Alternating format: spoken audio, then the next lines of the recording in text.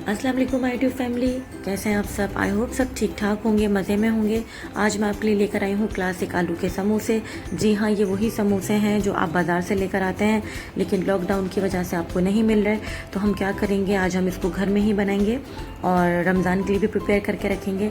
सबसे पहले मैंने आलू को बॉयल कर लिया था, ऊपर फ्लैश कार्ड चल रहा है। आप देख लें कि मैं इसके अंदर क्या क्या डाल रही हूँ। मैंने आलू लिए हैं, इसके अंदर जाएगी कुटी हुई लाल मिर्चें, नमक, पुदीना, हरा धनिया, कलौंजी, और जो है इसके अंदर मैंने कलौंजी भी डाली है और हल्दी भी डाली है। ठीक है, अच्छे से आलू को मैश करने के बाद मैं इसके अंदर ये सारे मसाले डाल दूंगी। हरा धनिया, हरी मिर्चें और पुदीना भी मैं साथ ही डाल दूंगी।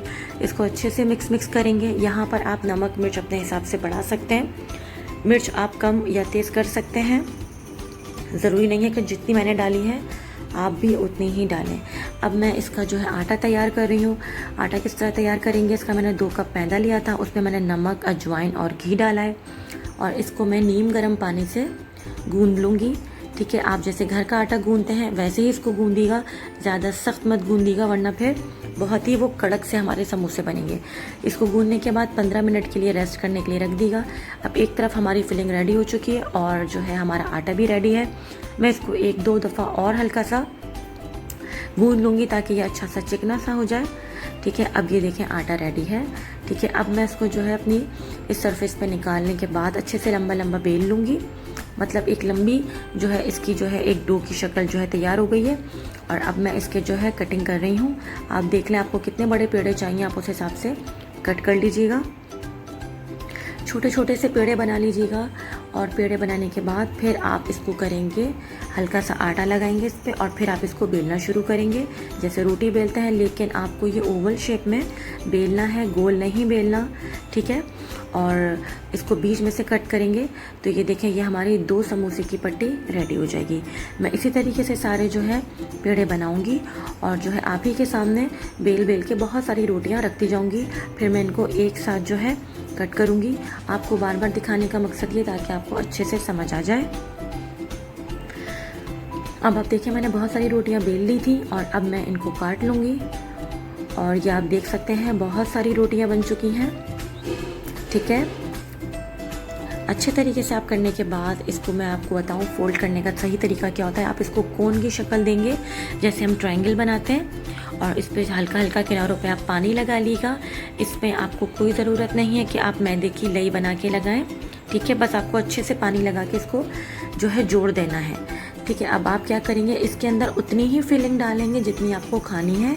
बहुत सारी भर के मत डालिएगा क्योंकि रोज़े के टाइम जब हम इसको खाने बैठते हैं तो फिर हमारा दिल भर जाता है और फिर हम क्या करते हैं, और ख़ास कर बच्चे क्या करते हैं कि निकाल के इसको रख देते हैं और इसका सारा जो क्रिस्प होता है वो खा लेते हैं। ठीक है, अब देखिए मैं क्या करूँगी, आगे के जॉइंट को नीचे के जॉइंट से जो है अच्छे तरीके से दबा दूँगी। अगर आपसे नहीं दब रहा तो फिर आप कांटे से भी इसको अच्छे तरीके से डिज़ाइन दे सकते हैं। ठीक है, ये देखें कितना ज़बरदस्त सा हमारा ये आलू का समोसा रेडी है। आप लोगों की बहुत रिक्वेस्ट थी कि आलू का समोसा फोल्ड करना सिखाइएगा। मैं बार बार आपको इसलिए समझा रही हूँ, अगर समझ में नहीं आ रहा तो अब आप एक काम करें, आप दोबारा से देखें मैं किस तरीके से करती हूँ।